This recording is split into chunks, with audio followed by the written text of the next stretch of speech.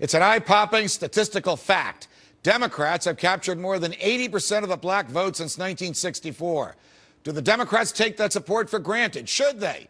Back with us, Columbia University professor Mark Lamont Hill, conservative activist and columnist Star Parker, conservative radio talk show host David Webb, and libertarian activist John Munz. John, to you first. You ran for governor of Georgia in a state in the Deep South. You're African American. You ran as neither a Republican nor a Democrat, but as a libertarian. Question: do Democrats in the Deep South take black votes for granted, notwithstanding the terrible history that blacks have suffered under by preceding generations of Democrats in the South?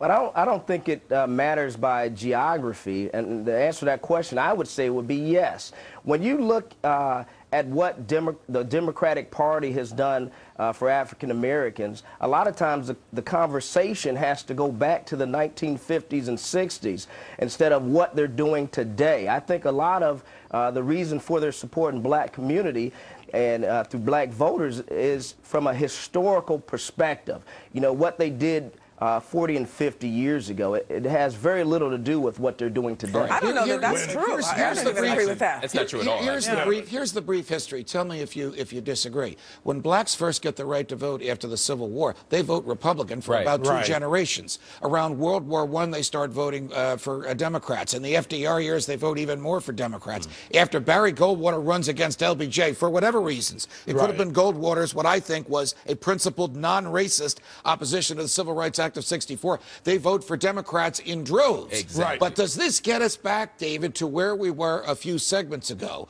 Do people who are dependent upon the government vote for the party that promises them the most? Absolutely. When government or an institution gives you your rights or controls your access to those rights or those benefits, they control you as a population. No block of people should be a monolithic vote for any party. And we are actually seeing a shift right now in the black community. We've gone through the college generation. Mark and I are about the same age. People that have now grown up in the suburbs versus the inner city. And the black community is slowly peeling away. I have a feeling I'm going to have to sit between you and David on this one. Go ahead. There's no shift. There's like 4 black Republicans. Last year, there were like 3 black Republicans. No, there were 5. Let me ask you directly. Why do blacks vote for Democrats in such huge numbers? The Barry Goldwater LBJ event was 2 generations. I'm glad you asked that question because I have to disagree profoundly with what David just said. Go ahead. It's not because Democrats are offering the biggest check. We're not used car salesmen out here promising a bigger value for one person to the other because most black people aren't dependent on the government. So that's not even the issue. Okay, the issue so here, what is the issue? What is the reason? It's several issues. One, it's a cultural thing. People tend to vote intergenerationally along the same lines. You vote how your mom voted, you vote how your grandmother voted. Most black people over the last few generations have voted Democrat. Another issue here is the race issue, quite frankly. Many people feel as if the Republican Party does not act in the interest of civil rights, in the interest of fighting police brutality. I got to get started. Even if you disagree with the point, that's certainly the only one real aspect of it, and that is that we're not dependent on government. We're over-dependent on government. Why do 80% of blacks vote for the Democrats today? I believe that all voters vote their economic interest, and blacks are dependent on government. I'm not talking about the welfare state, that 25% that just continues to believe that their problems are somebody else's fault. When you say 25%, you mean the corporate welfare people? No, I'm talking about now. No, I'm not even talking about corporate right now, because the corporate vote their interests too, their economic interests. Everybody does. I'm talking about that 65% of the black middle class that works for the government. Of course, they don't want to reduce its size. What has the Democratic Party done for the government, done for blacks since the civil rights era? Enforcing civil rights, fighting for public education, enforcing fair lending laws. Enforcing fair lending laws. And if you look at the Obama administration just in the last 4 years, I mean, even if you look at the expansion of health care, if you look at the HIV/AIDS efforts, which have been record-setting in terms of domestic HIV/AIDS, it's all in the interest of black people. John, you can't accept any of that, can you? We're going to have profound disagreement. Well, you have to look at, once again, going back to what one of the previous panelists talked about, you have to look at results. Why are we still talking about some of the same problems and issues that we faced 40 and 50 years ago? When you're talking about economic issues and the wealth gap, when you're talking about dropout rates in education, the amount of money and government involvement obviously has not worked.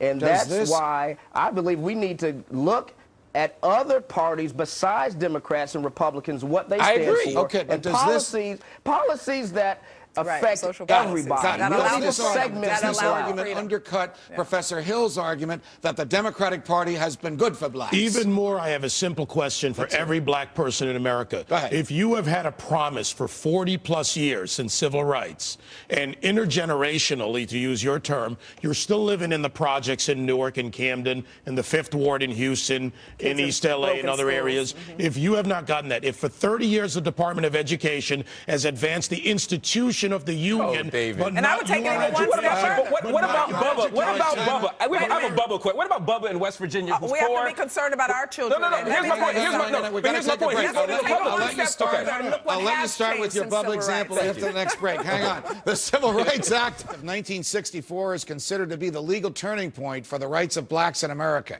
It prohibited all governments and all persons operating public accommodations from discriminating on the basis of race. But what you have a right to know is that in a pure constitutional sense, the adoption of the 14th Amendment to the Constitution in 1868, nearly 100 years earlier, marked the point where the government itself, state, local, or federal, could not legally discriminate on the basis of race and could not enforce racial discrimination by private persons. The Supreme Court has held that the whole purpose of the 14th Amendment is to remove race from the decision-making ability of governments. On paper, this was done. As we know, of course, racists in many state governments and in the federal government itself found numerous insidious ways around this. Many states enacted statutes which compelled the separation of the races in public and even in private under the guise that, though the races were separate, they were equal. Some presidents, like Woodrow Wilson, for example, were notorious racists. Wilson segregated the military and the federal civil service by race.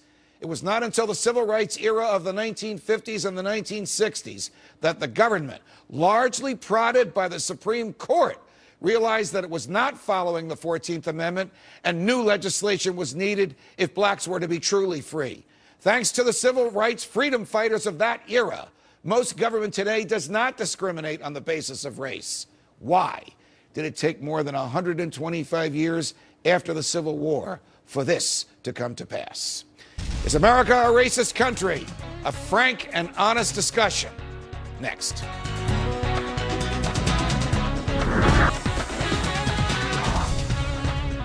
How big a problem is racism in America today? We've come a long way since Bull Connor's fire hoses and dogs he unleashed on black protesters 50 years ago. Today we have a black president, and billionaire Oprah Winfrey is arguably the most powerful and influential woman in the world.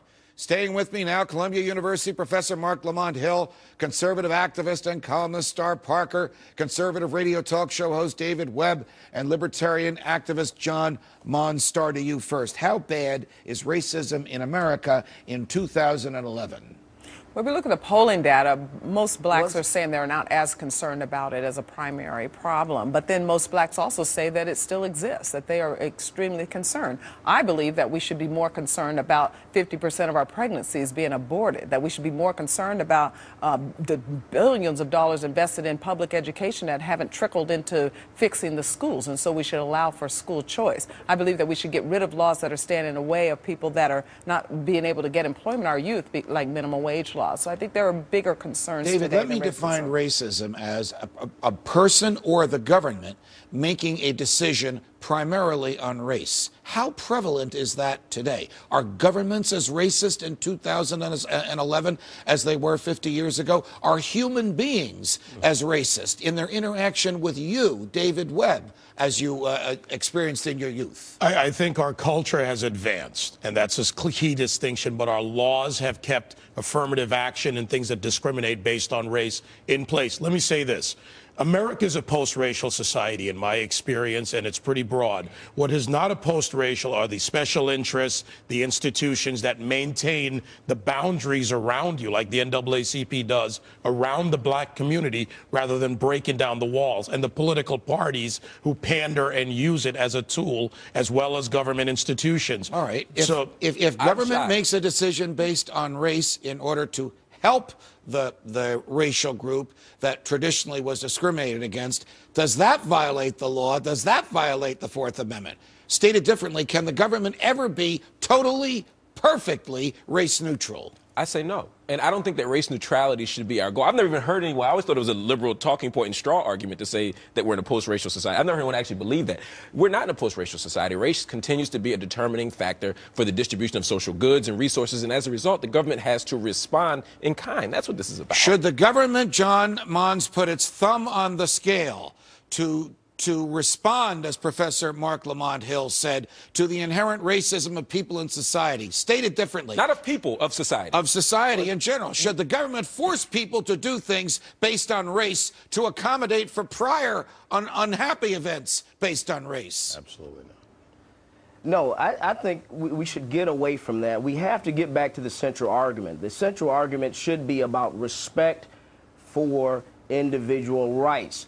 And the problem with, we're going to always have some people who are racist, but you don't want those people having power and authority over others. And that's what you have when you empower government in people's lives and usurp their rights. So we want to take government out and let people make up their own minds who they support, who they like, don't like, and what. But they only have about 30 seconds. Which is worse, cultural racism or government racism in 2011?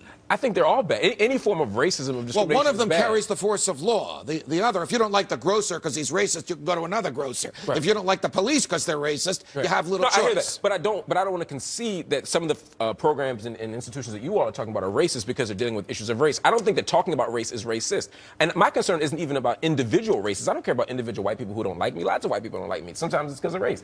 My issue here is systems of power that privilege one race over another. Got it. Hang on, guys. Would ending the war on drugs help blacks in America? Someone here next who says yes. This you gotta hear.